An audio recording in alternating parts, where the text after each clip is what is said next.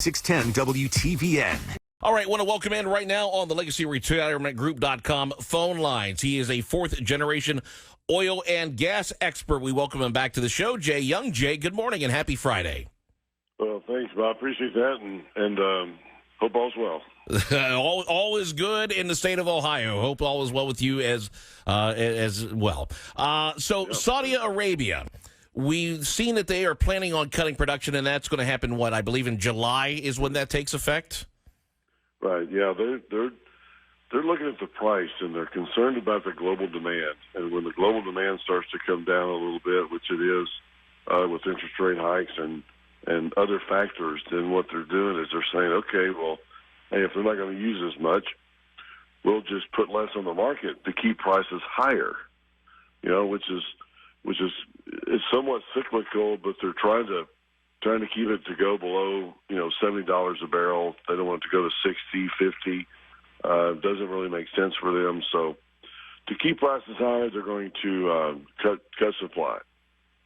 And I read something yesterday that the Saudi energy minister wants stability in the market is how I believe it was termed. So is that $70 a barrel? Is that what they consider stability in the market?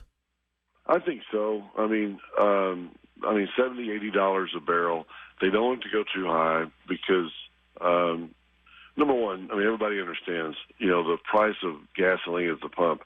It's all about supply and demand. It's not anybody or trying to set the price and see what people will pay and keep gouging and consumers. That's not the reason why. That's not what the reason why prices go up and down. It's all about supply and demand. Go back to economics 101, and that's what sets the price. So what we're seeing now is we're seeing they don't want it to go to $100 a barrel. They don't want it to go to 110, 20. They don't want it to go too high because when it goes too high, there's a lot of projects in the United States and the Permian Basin, Bakken, that are very economic at $100 a barrel, 110. Oil and gas companies will make a lot more money, and they will start drilling again. So to keep them from drilling for more oil and gas in the United States, to keep the price relatively low but not too low, they're going to keep it around, $60, $70 a barrel. It may go up to, I'd say, in between $60 to $80 a barrel. Once it goes to 80, they want it to come down. They don't want it to go too high, but they also don't want it to keep too low because, hey, they like making that money too. Of course they do. Oil. All right, speaking with Jay Young, who is a fourth-generation oil and gas expert.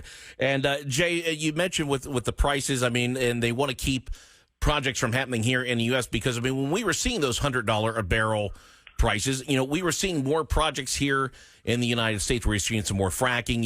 We're seeing shale being tapped into to try and extract some of what's here in the States to drive that price back down. So the thought process is, if I understand what you're saying correctly, that $70, $80 a barrel mark, somewhere in that range, keeps them in business overseas, but also keeps U.S. companies from firing their projects back up. Am I reading that correct?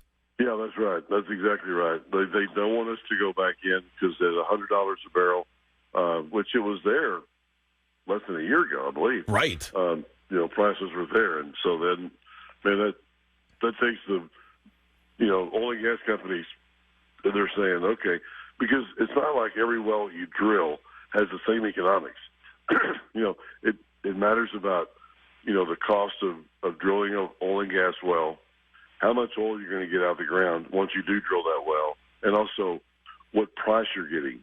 And if you're producing, 10,000 barrels a month or 20,000 barrels a month, and you multiply that times, 50, it's a lot different at 50 than it is at 100. At 100, man, everybody's like, yay, and companies push for that, and geologists that have these kind of prospects, they're really excited about their prospects, and then when they get it to the market and all of a sudden they're getting $100 a barrel, it makes them look a lot better. So it's just about supply and demand. Now, if our demand in the future does continue to go up, or if it does go up, which I believe it's going to go up by the end of this year, I think we're going to see higher oil prices.